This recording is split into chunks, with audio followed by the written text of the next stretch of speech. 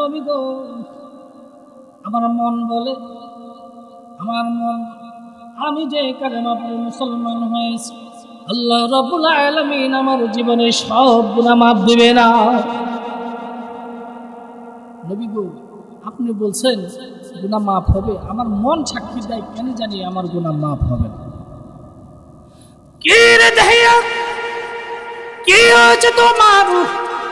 কি এমন অন্যায় করেছ? কি এমন অন্যায় অপরাধ করেছ তোমার গুনাহ মাফ হবে না? তুমি কি একটু খুলে বলতে পারো? দাহিয়াতুল কলবি ডাক দিলেন, নবী গো, আমি বলতে পারবো। আপনি তো শোনার পরে আপনি নিজেই তো ঘৃণা করবেন। বলো তো দেখি, কি এমন গুনাহ করছো? কি এমন গুনাহ করছো তোমার গুনাহ মাফ হবে না? মুসলমান ভাইয়েরা আমার, দাহিয়াতুল কলবি নবীজির সামনে বসে বসে বলতেছে, নবী গো, আমি একবার 4 বছরের জন্য বিদেশ সফরে যাই। 4 বছরের জন্য, 4 বছরের জন্য বিদেশ সফরে যাই। আমি যখন বিদেশে যাই, আমার বিবি ছিল গর্ভবতী। আমার বিবির গর্ভে ছিল সন্তান। আমার বিবির গর্ভে ছিল সন্তান। আমি বললাম, বিবি রে, 4 বছরের জন্য বিদেশ যাব, তোমার গর্ভের থেকে যদি ভালো ছেলে সন্তান হয় তাহলে আদর যত্ন করো, আর মেয়ে হলে সঙ্গে সঙ্গে দুনিয়া থেকে বিদায় করে দিবে। কে গো নবীজি, নবী গো, 4 বছর পর আমি বাড়িতে চলে আসলাম। বাড়িতে আসার পরে খুব সুন্দর একটি মেয়ে আমাকে আব্বু আব্বু বলতে শুরু করে দিল। আমি বললাম, বিবি রে, কার মেয়ে রে বিবি? আমার বিবি ভয়ে বলতেছে না। আমার আর বোঝার বাকি রইল না, এটা আমার মেয়ে। মেয়ে হলে বেজার হয়, ছেলে হলে খুশি হয়, আছে না নাই? আমাদের ঢাকাতে ছেলে বিয়ে করা 2 লাখ টাকা খরচ করলে তার 5 লাখ টাকা তার উপহার ওঠে। হ্যাঁ, আবার ছেলের বাবা চিন্তা করে, খাইনি আর একটা ফুলা যদি থাকতো তাহলে আরো 3 লাখ টাকা বেশি হতো। আর মেয়ে হইলে কি হয়? বেজার হয়। আমাকে একদিন একজনে বলতেছে, গত রাত্রে তো তার দোস্তের বাড়িতে ডাকাতি হয়ে গেল। কি হয়ে গেল? আমি কই, কস কি? ওর বাড়িতে কি আছে? আরে কি, 5 লাখ টাকা নিয়ে গেছে। কয় লাখ টাকা নিয়েছে? আমি কই, ওর ঘরে তো ক্যাশ টাকা তো এত থাকার কথা না। খুলে কত কি হয়েছে? গত রাত্রে ওর ঘরে একটা মেয়ে কন্যা জন্ম হয়েছে। বুঝেন নাই? মেয়ে হয়েছে, কয় 5 লাখ টাকা ডাকাতি হয়ে গেছে। চিন্তা করছেন মানুষের ধারণাটা কি? ওই যুগে মেয়ে হলো বেজার হতো, এই যুগেও তো মেয়ে হলে বেজার হয়, আছে না নাই? আমাদের ওদিকে একজন আছে, একটা ছেলে সন্তানের আছে 9 মেয়ে সন্তান, 9 জন পরে 10 নম্বরে একটা ছেলে সন্তান আছে।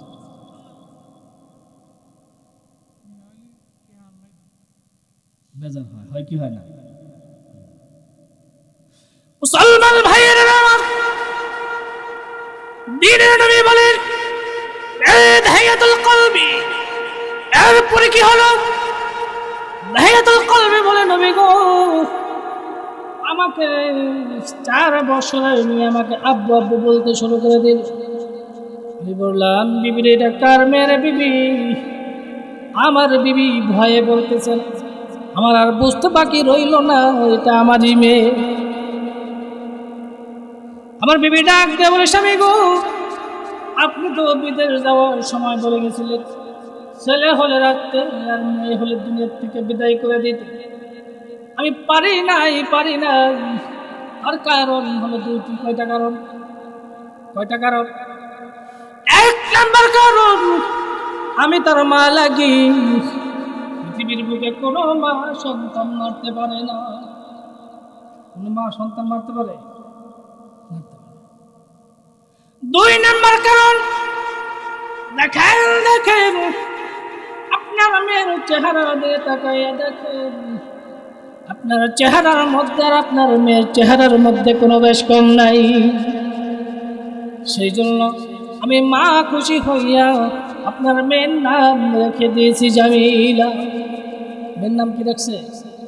জামিলা। জামিলা অর্থ সুন্দরী, মেয়ের নাম রাখছে জামিলা। দাহিয়াতুল কলবি বলেন, ইয়া রাসূলুল্লাহ, আমি আমার বিবিকে বুঝতে দিলাম না, আমার বিবিকে বুঝতে দিলাম, আমার মেয়েকে আমি আদর করতে শুরু করলাম। একদিন, দুই দিন, তিন দিন, কিছুদিন যাওয়ার পরে আমার বিবিকে ডাক দিয়ে বললাম, বিবিরে দাও দাও, জামিলাকে খুব সুন্দর করে সাজাইয়া দাও, আজকে আমি অনেক বড় ধনীর বাড়িতে দাওয়াত খাইতে যাব।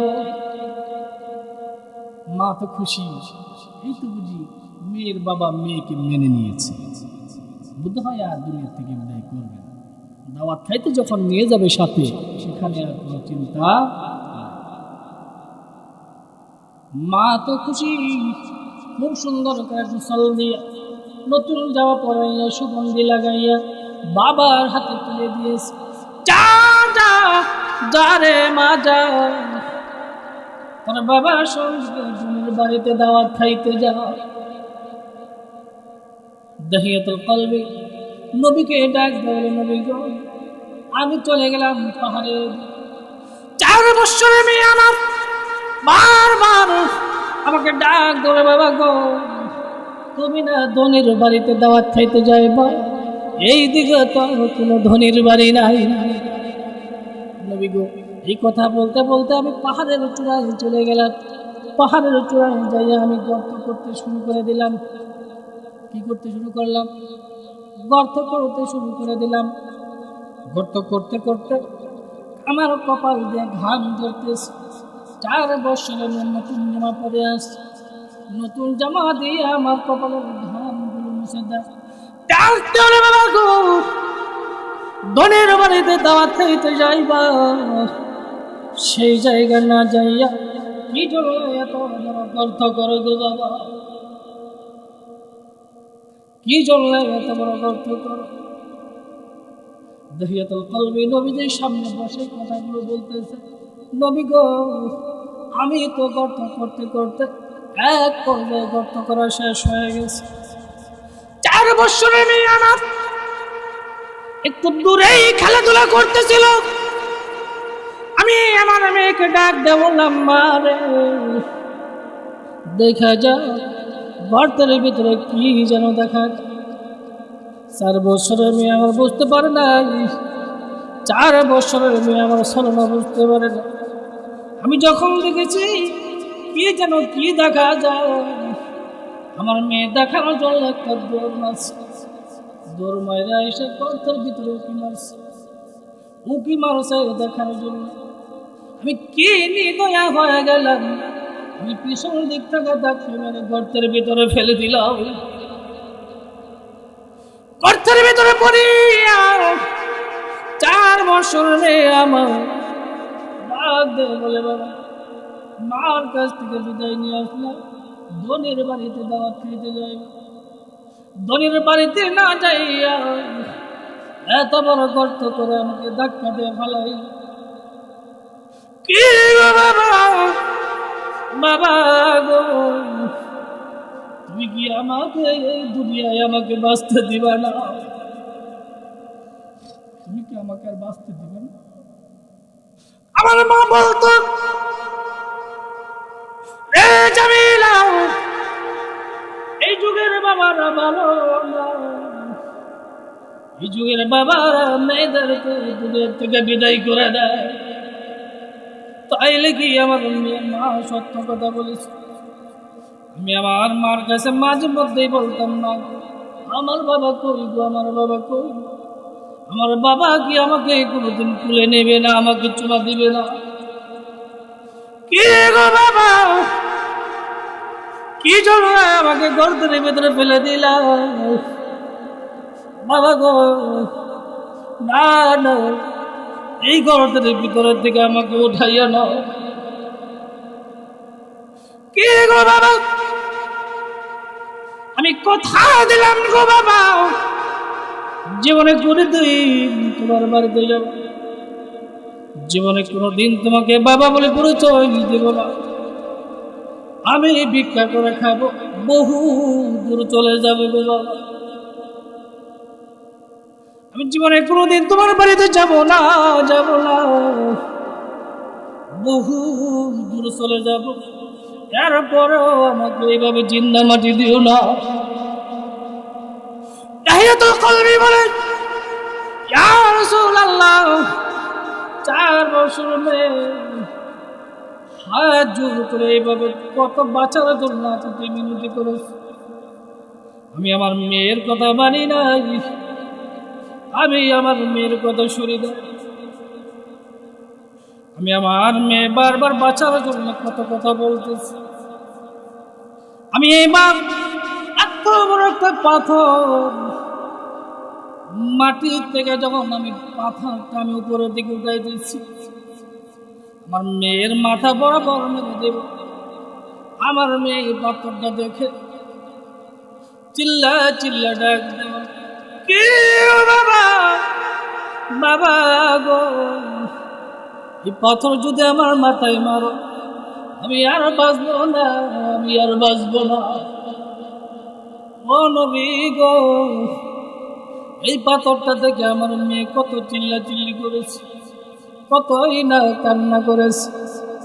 কি নির্দয় হয়ে গেলাম, কি নিষ্ঠুর হয়ে গেলাম। এই পাথরটা উঠাইয়া আমার মেয়ের মাথা বরাবর মেরে দিলাম। চক্ষুটা বন্ধ করে যখন মেরে দিলাম, আমার মেয়ের কপালের মধ্যে লাগিয়া রক্ত যখন, গরম রক্ত যখন আমার হাতের মধ্যে লেগে গেল, আমি বুঝতে পারলাম আমার মেয়ে দুনিয়া থেকে বিদায় হয়ে গেছে। গর্তের ভিতরে দুর্বল হয়ে পড়ে গেছে আমার মেয়ে, আর কথা বলতে পারতেছে। আমি বুঝতে পারলাম আমার মেয়ে দুনিয়া থেকে বিদায় হয়ে গেছে।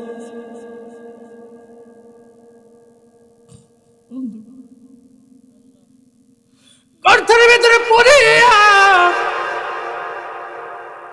নিষ্পষ্ট হয়ে গেছে আমার মেয়ে।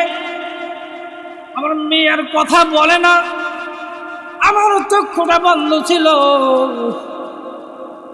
আমার মেয়ে যখন কথা বলে না, আমি বুঝতে পারলাম আমার মেয়ে দুনিয়ার থেকে বিদায় হয়ে গেছে। আমি পাথরের চাপা দিতে শুরু করলাম, পাথরের চাপা দিতে শুরু করলাম। পাথরের চাপা দিতে দিতে যখন গলা পর্যন্ত এসে গেছে, ওই সময় আমার মেয়ে আবার ডাক দিও, বাবা, বাবা গো, এই দুনিয়ায় আমাকে তুমি আর বাঁচতে দিলা না। পাথর মারতে মারতে, পাথরের চাপা দিতে দিতে গলা পর্যন্ত যখন উঠে গেছে, হাত দিয়ে এইভাবে বাবাকে দেখায় ডাক, বাবা, বাড়িতে যাইয়া আমার মাকে কিন্তু বলিও না মেয়েকে জিন্দা মাটি দিয়েছি।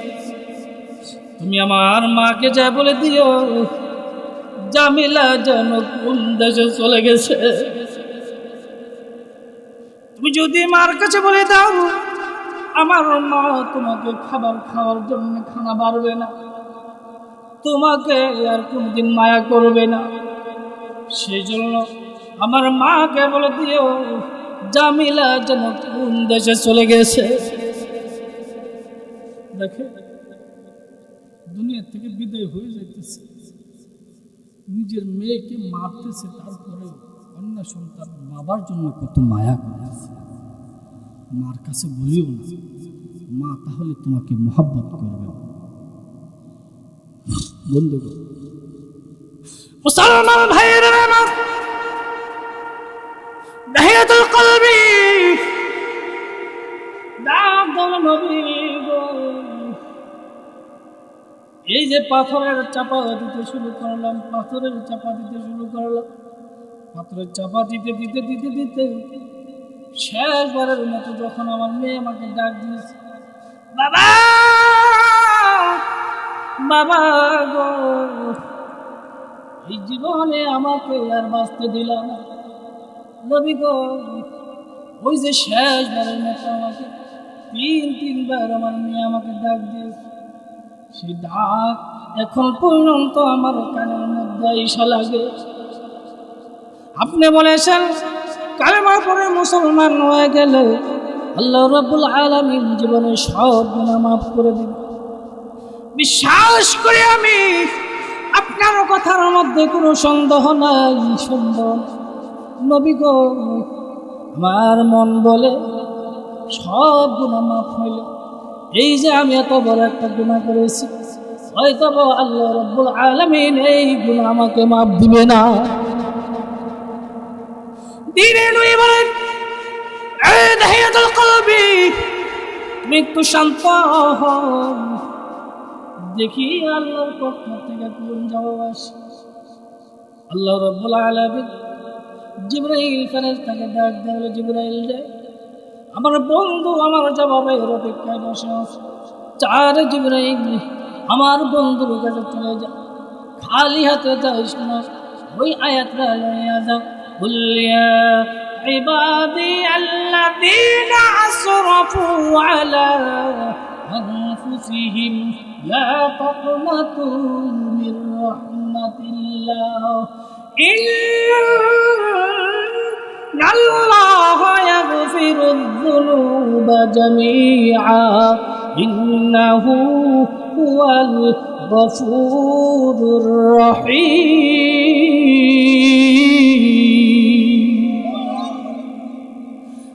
জিবরাইল যা যা, আমার বন্ধু আমার জবাবের অপেক্ষায় বসে আছে। আমার বন্ধুর সাহাবী যখন কালেমা পড়ে মুসলমান হয়ে গেছে, আমি আল্লাহ তাবারক ওয়া তাআলা খুশি হইয়া, আমি আল্লাহ খুশি হইয়া তার জীবনের সমস্ত গুনাহ মাফ করে দিলাম। বন্ধুগণ, বলতেছিলাম তওবা করলে আল্লাহ রাব্বুল আলামিন জীবনের সব গুনাহ মাফ করে দেবে কি দিবে না? এই জন্য বলতেছিলাম যে আমল করার জন্যে বড় লোক ধনী লোক হওয়ার প্রয়োজন নাই। মনে আছে না? বলছিলাম না, মনে আছে? নবীর এক সাহাবী আছে আব্দুল্লাহ আনসারী। আব্দুল্লাহ আনসারীর নাম শুনছেন? সবই তো শুনছেন, হ্যাঁ? আপনারা তো কম না, ওয়া শুনতে শুনতে সব মুখস্থ হয়ে গেছে। হ্যাঁ, কথা কি বুঝতেছেন আপনারা? খারাপ লাগতেছে? বেশি দেরি হয়ে গেছে? আব্দুল্লাহ আনসারী প্রতিদিন নবীজির পিছনে নামাজ পড়েন। কি বলেন? নামাজ আদায় করেন, সবার পিছনে আসে, সবার আগেই চলে যায় বাড়িতে। নবীজি যখন নামাজে ইমামতি করেন, সবার পিছনে আব্দুল্লাহ আনসারী মসজিদে ঢুকে সালাম ফেরানোর সাথে সাথে আবার একটা দৌড় দেয় বাড়িতে। অন্যান্য সাহাবীরা কৌতূহল শুরু করে দিল, ব্যাপার কি?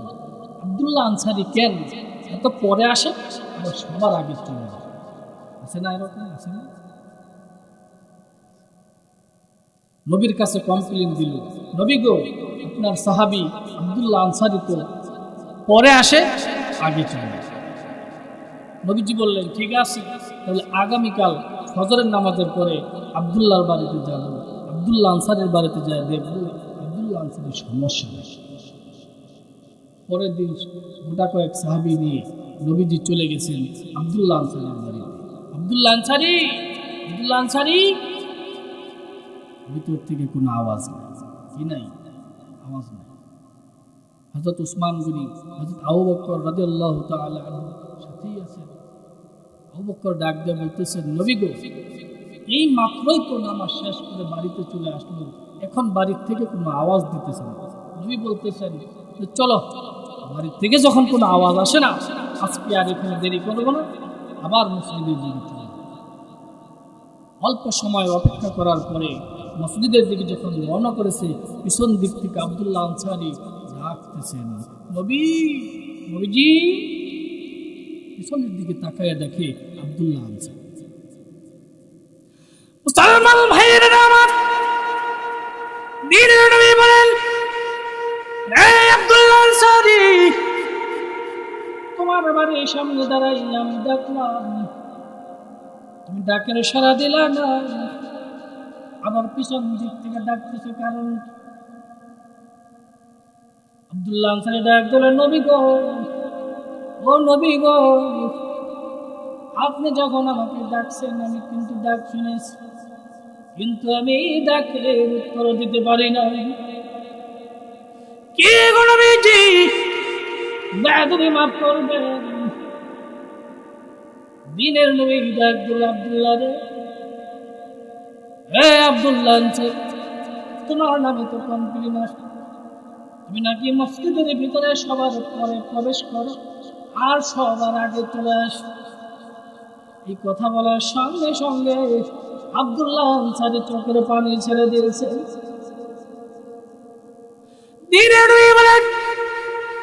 আব্দুল্লাহ আনসারী, কি হয়েছে তোমার? কি জন্য তুমি এমন করে কান্না শুরু করে দিয়েছো? আব্দুল্লাহ আনসারী ডাক দিল, নবী গো, তাহলে এই কথা বলার জন্য একটু আলাদা যাইতে হবে, আপনার সাহাবীদেরকে একটু দূরে সরাইয়া দেন। দিনের নবী ডাক দিলে, সাহাবীরা তুমি একটু দূরে যাও, দেখি আব্দুল্লাহ আনসারী কি বলে। একটু দূরে যাওয়ার সঙ্গে সঙ্গে আব্দুল্লাহ আনসারী ডাক দেয়, নবী গো, এই যে দেখতেছেন আমার গায়ের জামাটা দেখতেছেন, এই জামা ছাড়া আমাদের বাড়িতে আর কোনো জামা নাই। কি গো নবীজি, এই জামা পরিধান করে আমি আপনার মসজিদে আপনার পিছনে নামাজ পড়ি, আর নামাজ শেষ করে বাড়িতে আসার সঙ্গে সঙ্গে এই জামাটা আমার বিবিকে ডাক দেয়, বলে, বিবি গো, এই যে নাও, এই জামাটা পরিধান করে আল্লাহর হুকুম পালন করে নাও। তার মানে বোঝা গেল দুইজনে মিলে একটা জামা পরিধান করে, ঠিক কিনা? এই কথা বলার সাথে সাথে আমার নবীজি চোখের পানি ছেড়ে ছেড়ে। তো স্বাভাবিক, একটা সাহাবী যদি এই কথা বলে, নবী গো, একটা জামা ব্যতীত আমার আর কোনো জামা নাই, নবীজি চোখের পানি ছেড়ে ছেড়ে কাঁদে। নবীজি বলতেছেন, ব্যাপার কি? ব্যাপার কি? অন্যান্য সাহাবীরা চিন্তা করতেছে আব্দুল্লাহ আনসারী নবীজিকে কি বলেছে, নবীজি কান্না করতেছেন।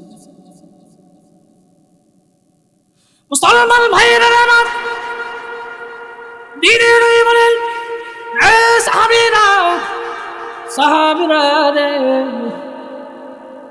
তোমাদের মধ্যে এমন কেউ আসে আব্দুল্লাহ আনসারীর জন্য জামা কাপড়ের ব্যবস্থা করে দেবা?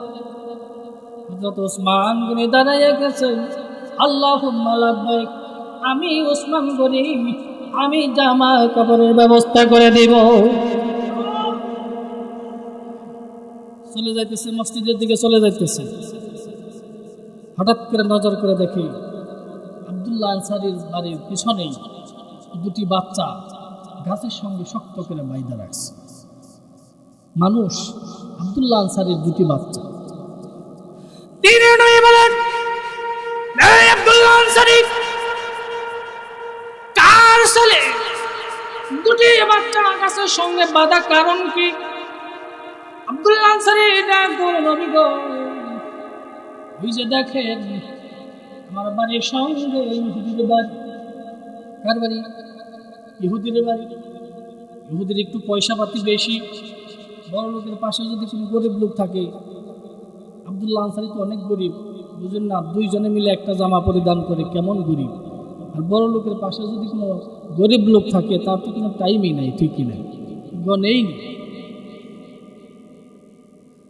মুসলমান ভাইয়েরা আমার, আব্দুল্লাহ আনসারী ডাক দেওয়া, নবী গো, ওই যে দেখেন আমার বাড়ির সঙ্গে ইহুদির বাড়ি। ইহুদির বাড়িতে দুটি খেজুর গাছ, দুইটা খেজুর গাছ ইহুদির বাড়িতে বলছে। ইহুদির খেজুর গাছ বাঁকা হইয়া আমার বাড়িতে চলে আসছে। হয় না এরকম? গাছ, নারকেল গাছ, খেজুর গাছ বাঁকা হইয়া আরেক দিকে আছে না নাই? এরকম হয়। নবী গো, ইহুদির দুটি গাছ পাকা হইয়া আমার বাড়িতে চলে আসছে। খেজুর যখন পেকে পেকে মাটির মধ্যে পড়ে যায়, আমার এই ছেলে দুটি কুড়াইয়া খেয়ে ফেলে। ইহুদি আমার ছেলেকে গালিগালাজ করে, ইসলাম নিয়ে গালিগালাজ করে, আমার নবীকে নিয়ে গালিগালাজ করে। সুতরাং আমি সহ্য করতে পারি না, আমার ছেলেকে গাছের সঙ্গে বেঁধে রেখেছে। বলেন, এই কথা বলার কি আর কোনো অপেক্ষা রাখে? নবী তো চোখের পানি ছেড়ে দিয়েছে। দিনে নবী বলেন,